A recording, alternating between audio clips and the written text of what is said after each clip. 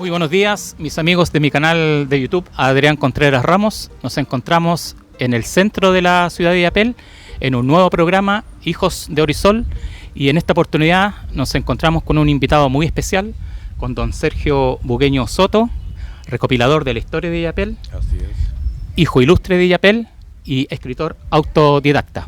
Queremos agradecer a don Hugo Rivera, del local Kiosco Licanray, que nos ha cedido amablemente este espacio y en donde ustedes pueden venir a degustar un rico mote con huesillos. Don Sergio, muy buenos días, un gusto poder tenerlo en nuestro programa Hijos de Orisol. ¿Dónde se cría don Sergio Bugueño? ¿En qué población juega don Sergio Bugueño Soto? Buen día, Adrián, y a los televidentes que nos ven a través de este canal. Pero lo que quiero decirte es que yo nací en Illapel y Illapel es, desde hace 80 años yo soy hijo de Illapel. Por lo tanto, después de 80 años soy, además de hijo, soy hincha de Illapel, porque soy un admirador de Illapel, pero admirador de su historia, más que de los jardines, los árboles, las palmeras que están repartidas en cada uno de los lugares. Yo amo a Illapel como pueblo, como ciudad. Entonces me siento muy identificado. Por lo tanto, en un resumen, yo amo a Illapel. Entonces, esa es una cosa que no me la va a quitar nadie, porque es mi sentimiento muy personal. Por supuesto. Ahora, al conocer Illapel, yo nací en el barrio de lo que hoy es bueno, la conocemos para hablar en el tiempo, de la Avenida Cementerio. Entonces nací en ese barrio y mis mejores amigos hasta el día de hoy están allí, en el barrio. Y los que no están me ven cada día en la calle. Por lo tanto, yo soy agradecido de esa amistad de casi 80 años, ¿entiendes? Eso no es una amistad que nos conocimos en un cóctel o en algo parecido, no, desde niño. Por lo tanto, yo le agradezco a Dios por esta relación de tantos años y le agradezco a ellos que sean mis amigos. ¿En qué colegio estudia don Sergio Bugueño? Bueno, yo estudié como corresponde a la época, a la gloriosa escuela número 1. Allí estudié durante 5 años, porque no alcancé a hacer el sexto, porque del quinto año, cuando tenía 10 años, 6 meses, me salté a la escuela industrial. Ya. Estuve 2 años, casi 3 años, y cuando supe que la escuela iba a ascender a 4 y 5 años, dije yo no puedo, no armonizaba, porque mi mente era intelectual y mis manos no son manuales. Por lo tanto, veía que estaba en el lugar equivocado. Abandoné el estudio y me dediqué a trabajar. Desde muy joven, 10 años ya trabajaba para mis hermanos, que eran varios, por no decir una cantidad enorme. Claro. Pero bueno, la vida no fue fácil desde la niñez, fue complicada. Yo crecí con mi abuelita y ella terminó de criarnos a 7 hermanos y 2 primos, que éramos 9 en total. Entonces mi abuelita ya era viuda y como viuda tenía muchas dificultades para mantenernos a nosotros. Por lo tanto, yo tenía que trabajar. Y con la ayuda del director de la gloriosa escuela número uno y la profesora, la señora Teresa Cudre, se pusieron de acuerdo ellos para apoyarme y me dieron medio día libre en la mañana para trabajar. Eso no lo considera la ley normal, pero dadas las circunstancias yo tuve que hacerlo de ese modo. Por lo tanto, trabajé incansablemente en diversas cosas, que no me arrepiento en nada de haber hecho lo que hice cuando era niño, pero lo único que te puedo asegurar de que fue una época hermosa para mí, muy valiosa. Si bien es cierto que fue muy dura, fue muy... valorizo mucho ese tiempo porque siendo niño pude trabajar, tener recursos, ayudar a mis hermanos y además de disfrutar la vida. Porque como trabajaba tenía para comprarme una bebida, un helado, un dulce, entraba al cine, a las matinés del cine Cervantes, de manera que esa época no la regalo así, Claro. es mía, es el recuerdo más potente que tengo en mi vida, porque aún hoy siendo adulto mayor, de manera que esa época no la regalo así, Claro. es mía, es el recuerdo más potente que tengo en mi vida, porque aún hoy siendo adulto mayor y con todas las adelantos técnicos y toda la forma de vida que tenemos en los años actuales del siglo XXI, ha sido terrible para mí el siglo XXI.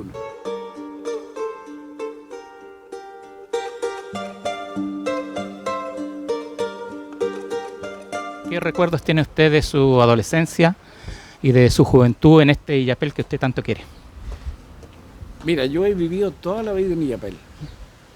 Yo tuve la posibilidad de trabajar en Chillán, trabajar en Iquique, trabajar en Arica o trabajar en San Felipe, pero nunca quise irme a Illapel. Y esa es una característica, porque yo creo que no hay persona que no haya deseado salir de Illapel a trabajar a otra parte. Yo, al contrario, me quedé en Illapel y hoy estoy pagando las consecuencias. Porque, ¿qué significa que yo no haya querido salir de Illapel? Claro, era una pretensión como cualquiera persona la puede tener, interesante para mí sobrevivir en mi pueblo que me vio nacer. Pero hoy estoy pagando las consecuencias porque la situación económica no es buena en lo personal y a pesar de que hago libros para venderlos, Illapel no me compra libros a mí. Yo tengo que salir afuera a venderlos. Es vergonzoso que lo diga, pero he tenido que ir a Arica, a Calama, a la zona de Vallenar. En La Serena estuve hace 10 días atrás vendiendo libros, fui a Vicuña una tarde a vender unos pocos libros que me habían encargado, en fin.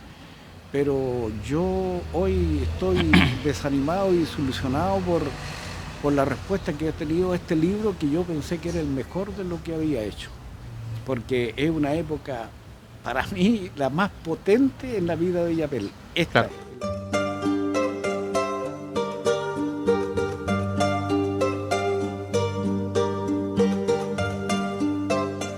Don Sergio, ¿de dónde nace su interés por escribir y por contar la historia de Illapel? Bueno, por lo mismo que yo te decía anteriormente, yo nací en Illapel y disfruté la vida desde los 8 años más o menos, 6, 8 años, y a los 10 años ya trabajaba, de manera que me conozco cada rincón de Illapel, cada rincón. El cine Cervantes era como la segunda casa, porque estaba todos los días por allí, ¿entiendes? Yo trabajaba y terminaba en la tarde, antes al anochecer, mi abuela me exigía que debía estar de vuelta a la casa. Entonces tenía que entrar en la selecta y salirme a mitad de la película para poder llegar a la hora indicada.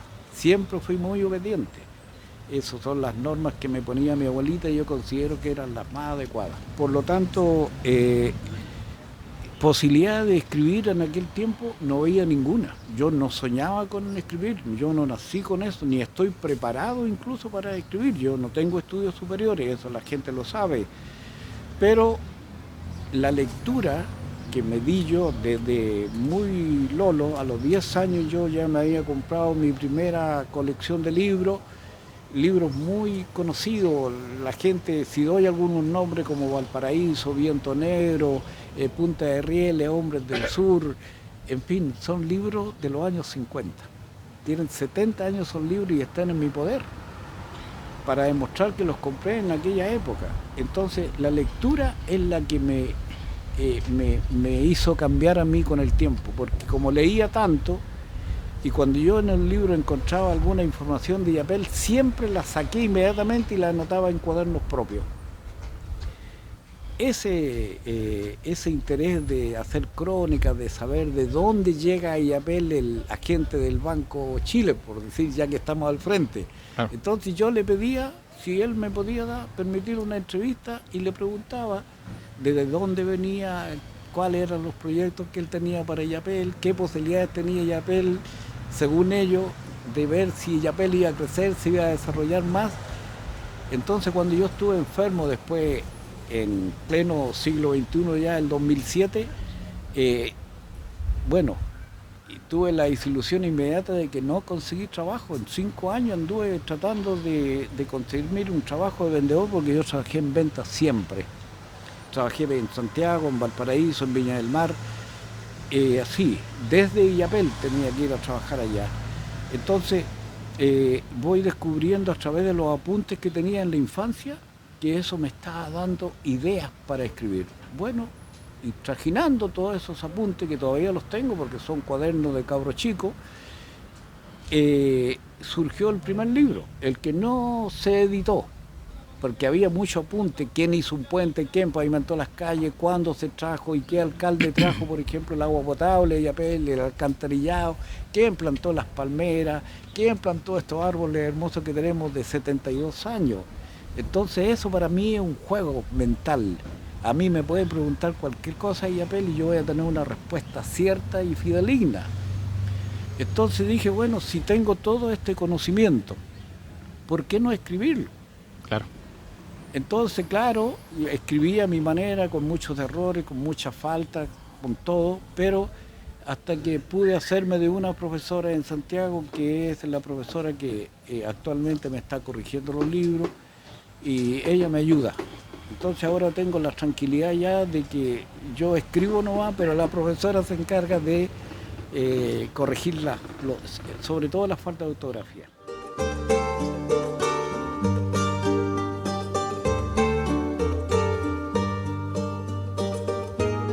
Don Sergio, disculpe, vamos a presentar su tercer libro que usted escribió. Claro. Lo vamos a mostrar acá, ¿cierto?, a nuestros amigos. Illapel en el siglo XX, rescatando lo nuestro, que cuenta la historia de Illapel desde el año 1954 al año 1972. Don Sergio, nos encontramos en la avenida Ignacio Silva y Illapel tuvo un gran teatro. Me refiero al Teatro Cervantes, el cual yo tuve la oportunidad de leer su libro, y usted nos cuenta que ese teatro funcionó entre el año 1914 y hasta el año 1978. En el cual se dieron muchas películas épicas, sí, como Ben-Hur, El Manto Sagrado, Los 10 Mandamientos, Casablanca, Lo que el viento se llevó, etcétera. La conquista del oeste. Claro, y quisiera que nos contara si usted tuvo la oportunidad de conocer ese teatro y cómo era la vida social de Illapel de ese entonces. El cine Cervantes fue vital, era cine, porque el teatro era Cervantes también. Claro. Primero fue un salón de teatro para hacer obras teatrales. En los años 1906 a 1915, el teatro presentaba las mejores obras aquí en Illapel y se llenaba, por supuesto, en ese tiempo. La cultura de los extranjeros que vivían en Illapel, la cultura de los profesores normalistas que llegan a Illapel, hacía que todos los días el cine Cervantes en Selecta se llenara.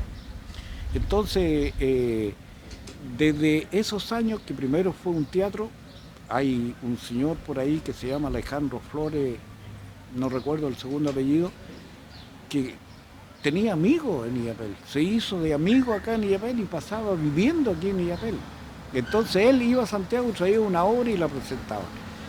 Y después, cuando se convierte en cine, que comienza a partir del año 1935, ahí es Cine Cervantes. Entonces el cine, un gran... ¿cómo se llama? Un gran alcalde de Illapel, don Carlos Torres Barrio, cuya casa de habitación está en calle Vial, donde está la escala larga que ustedes conocen. Subiendo esa escala, en toda la esquina abajo, era la casa de don Carlos. Era una casa hermosa, por supuesto, los terremotos la deformaron y hoy es una casa común. Pero ahí vivió él. Sus restos están sepultados en el cementerio.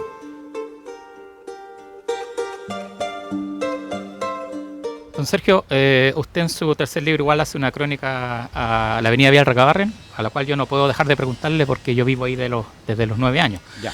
Estuve leyendo su libro, usted nos cuenta que antiguamente las ramadas se hacían en la Plaza de Armas, sí, ¿ya? Y que para el centenario de Illapel la plaza es favorecida con una remodelación, entonces las ramadas son trasladadas a la Cañada Vieja, actual avenida Vial Recabarren. Según lo dice el libro. Según lo dice el libro.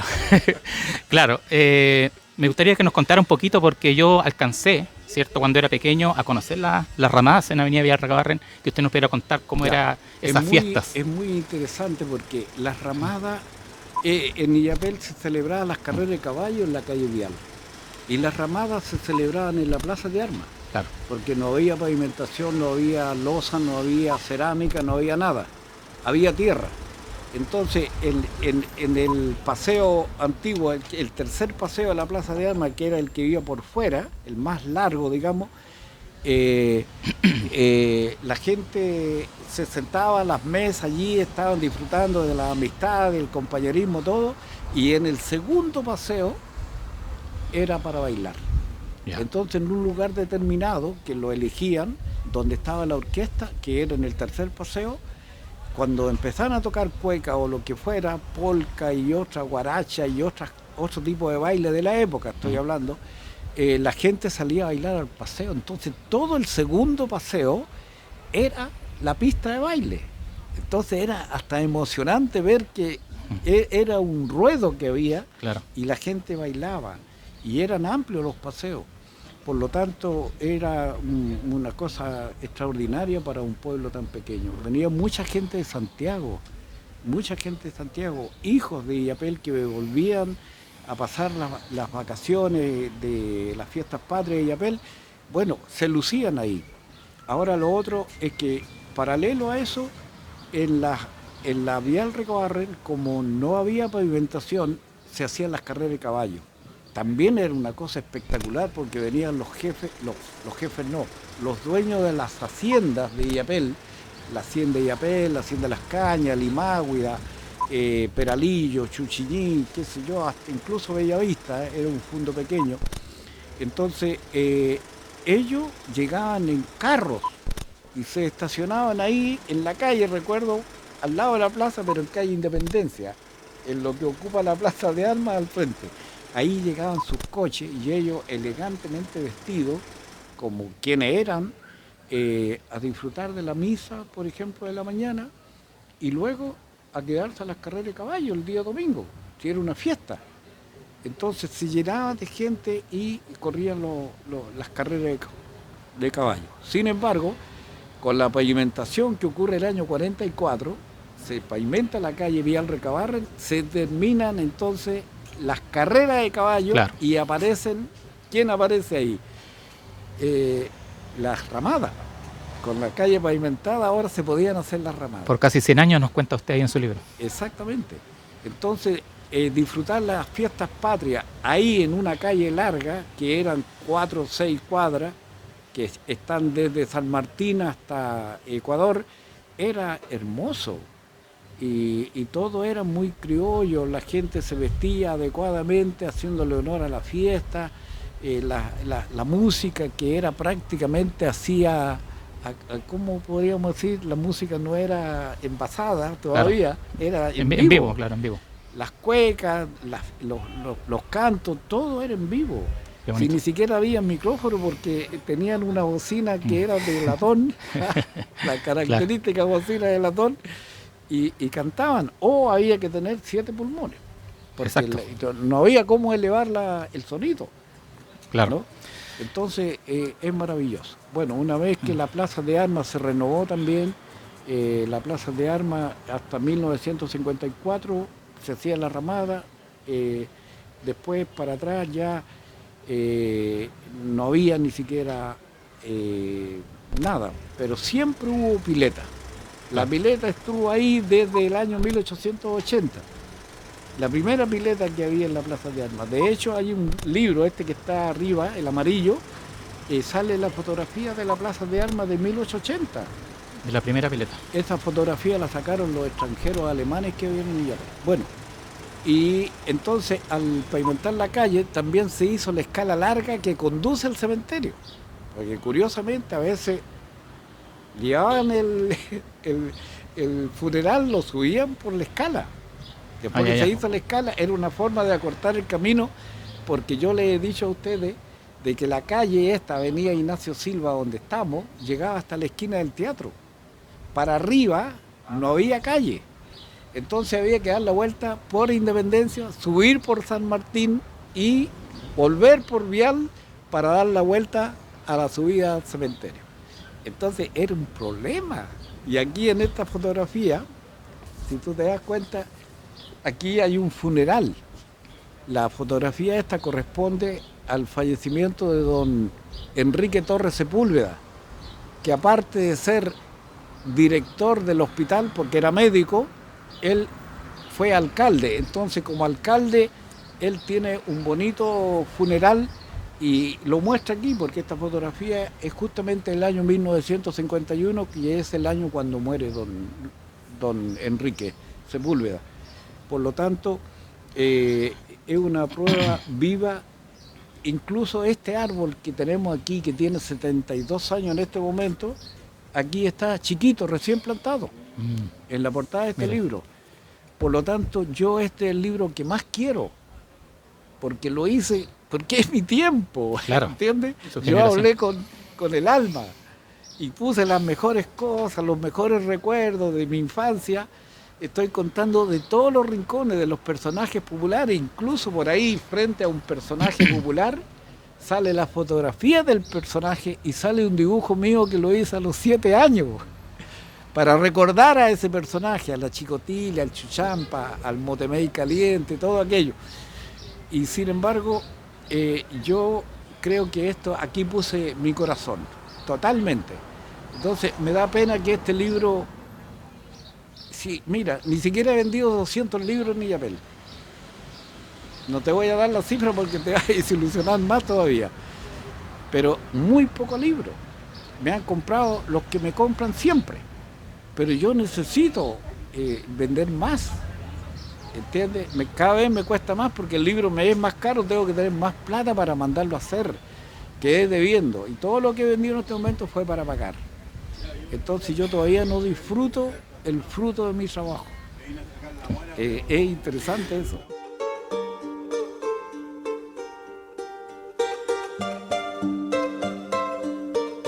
Don Sergio, usted recién habló de personajes populares. Precisamente usted dedica una crónica importante a personajes populares de acá de Illapel. Si nos puede nombrar también o andar en algunos personajes. Bueno, siempre han habido personajes antes y después de los que están incluidos en el libro. Antes estaba el Patas Verdes, el Quiere, estaban otros personajes que eran divertidos. Había una pareja de cómicos acá, por ahí por los años 40, que eran como los Perlas de Santiago. Ya. ¿Te acuerdas de los Perlas? Que eran famosos porque ellos eran músicos profesionales. Claro. No, pero estos eran así, improvisando cosas, todo.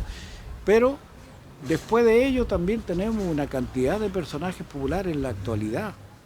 Desde Mamerto para adelante, hoy tenemos al Yuri, tenemos al Rambo, claro, y tenemos al Pichoy y otros que pasan por aquí todos los días, dialogamos, conversamos, sí, piden la moneda, qué sé yo. Bueno, es parte del sistema, pues, del claro, personaje además. Por supuesto. Pero estos personajes que son de la época en que yo era niño, claro, yo los disfruté de otra manera, pues. Yo los seguía a ellos. Si tú leíste este libro te vas a dar cuenta que yo hablo del Chuchampa como que si era mi vecino, un amigo, porque yo fui a Quilimaría a investigar donde él nació. Me contaron allá que había tenido un accidente, se había caído de un árbol, se rompió una cadera y que quedó así inválido como era. Entonces yo, cuando estaba niño, veía cómo él caminaba y yo trataba de imitar el paso de él y yo podía disfrazarme de Chuchampa y caminar como él, porque lo recuerdo. Y el ronroneo, hay algo, ronroneo, hay algo, era la pregunta que él hacía cuando caminaba.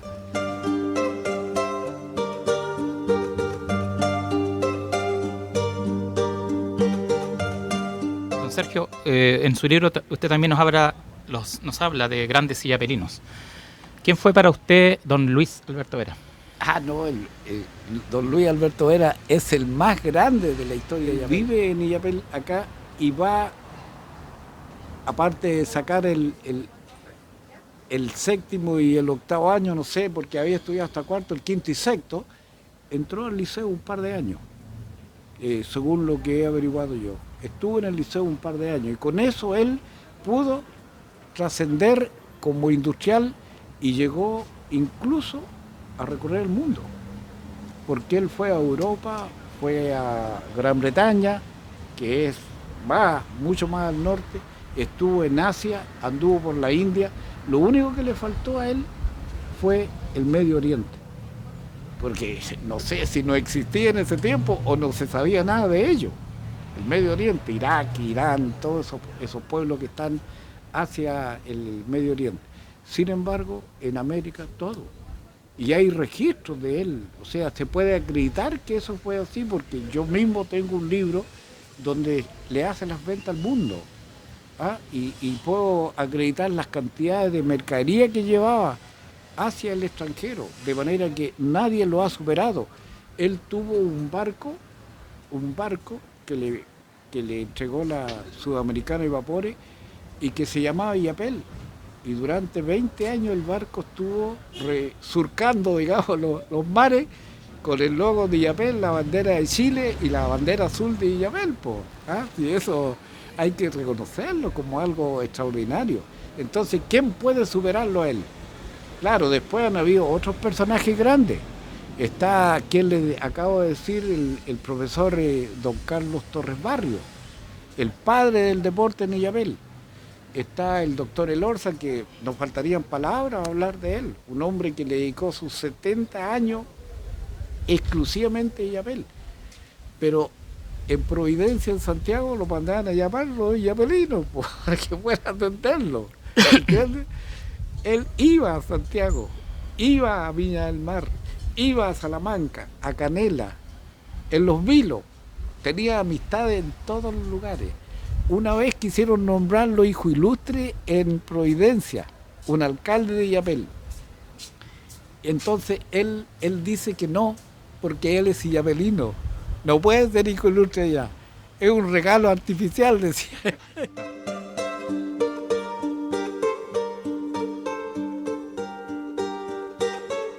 Don Sergio, músicos illapelinos, ¿qué nos puede contar de aquellos años? Bueno, los músicos illapelinos no vamos a descubrirlo hoy, han habido toda la vida.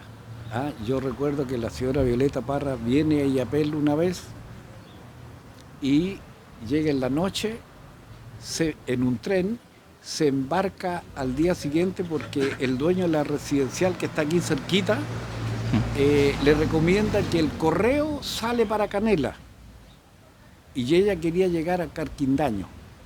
Por lo tanto, el correo admitió de que ella se fuera con ellos a las 7 de la mañana, van a Huentelauquén, de Huentelauquén vuelven a Mincha, pasan a Agua Fría del Cura y ahí la dejan.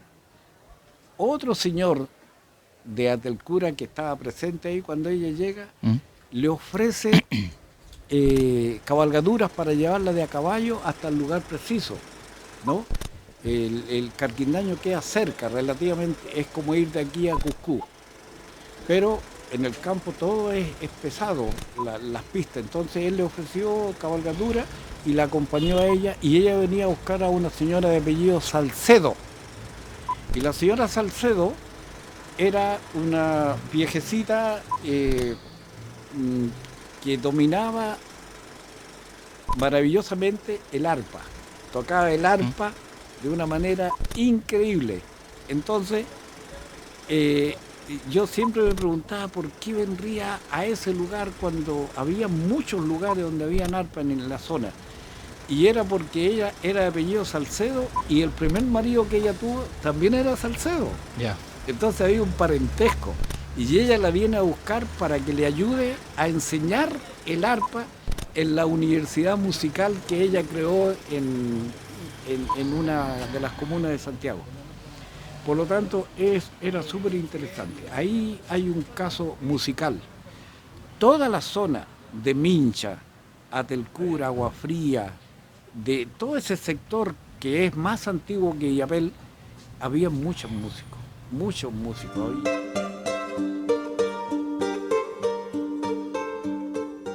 Don Sergio, ¿nos puede hablar un poquito de la nostalgia de los ferrocarriles? Hablarnos un poquito de la estación de Illapel, cómo era la vida en ese entonces. Bueno, para los auditores, mire, cerquita, ahí está la estación antigua de Illapel. Para los que no conocen la historia, la estación antigua de Illapel. al frente, al fondo aquí de la avenida Ignacio Silva. Entonces vemos que era de 2 pisos, tenía un andén amplio, bien cómodo, y unos escalones que lo único que queda de aquella época son los escalones que están de la vereda hacia el para el lugar, ingreso, claro. hacia el interior. Y en esta El segundo piso era de madera. claro, está ahí un tren estacionado, el río va más atrás también, contundente presencia. Y la bencinera al fondo. Y la bencinera que está en otro de los libros. En otros libros, claro. Pero la estación nos trae nostalgia, porque mira, a ver si podemos aclarar esto para la gente que nos está viendo o que nos va a ver. Esto se llamó en algún momento como sobrenombre la ciudad de los naranjos.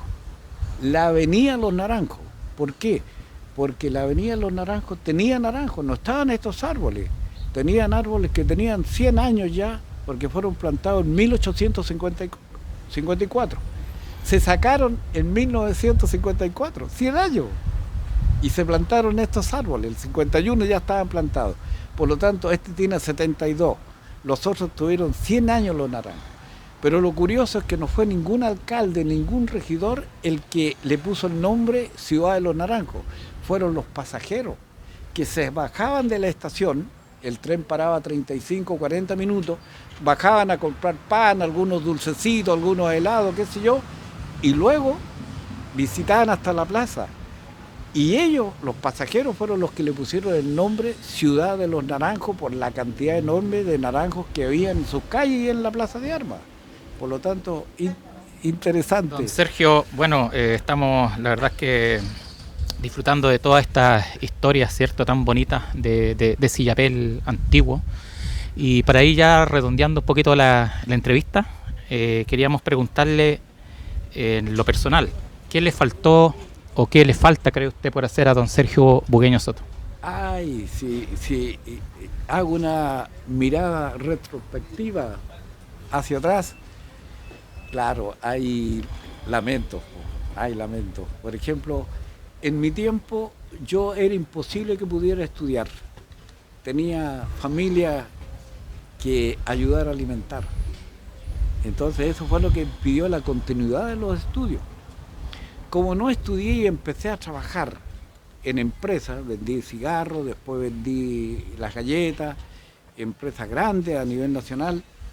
Entonces, ¿qué es lo que tuve que hacer yo? Como no tenía estudio, me oculté detrás de la historia de Illapel. Porque mi tema de conversación en cualquier parte es de Illapel.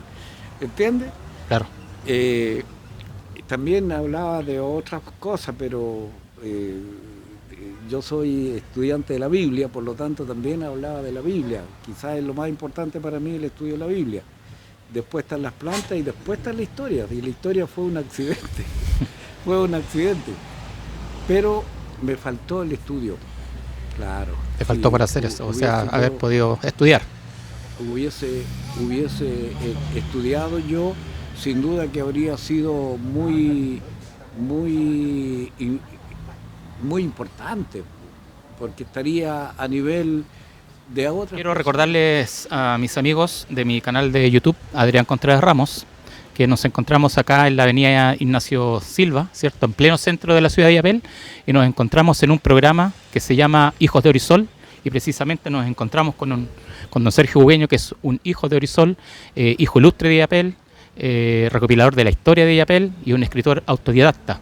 Yo quería aprovechar, don Sergio, de mostrar su tercer libro, ¿cierto?, que lo estoy mostrando acá en estos momentos, y hacerle un llamado a la gente de Illapel que pueda comprarlo. Don Sergio, con este ya es su tercer libro y se encuentra él en estos momentos escribiendo el cuarto, que es la continuación de la historia posterior a este libro. Y decirles que yo he tenido la oportunidad de leer sus 3 libros y la verdad es que hay una información pero tremenda, ¿cierto?, de un alto valor, a la cual vuelvo a hacer el llamado a la gente de Illapel que lea, ¿cierto?, los libros de don Sergio Bugueño, que los adquiera. Él normalmente está acá en la avenida, ¿cierto?, frente al Banco Estado, con sus libros. Así que hacerle ese llamado y agradecerle, don Sergio, la la entrevista que nos ha dado, el tiempo que usted se ha tomado para conversar con nosotros, para conversar con nuestro canal de YouTube, Adrián Contreras Ramos, y siempre vamos a estar disponibles para usted cuando usted nos requiera, nos necesite, ¿cierto?, para hablar quizás cuando ya usted, si Dios así lo quiere, esté ya lanzando su cuarto libro. Sí, te agradezco, Adrián, la invitación, y sé que esto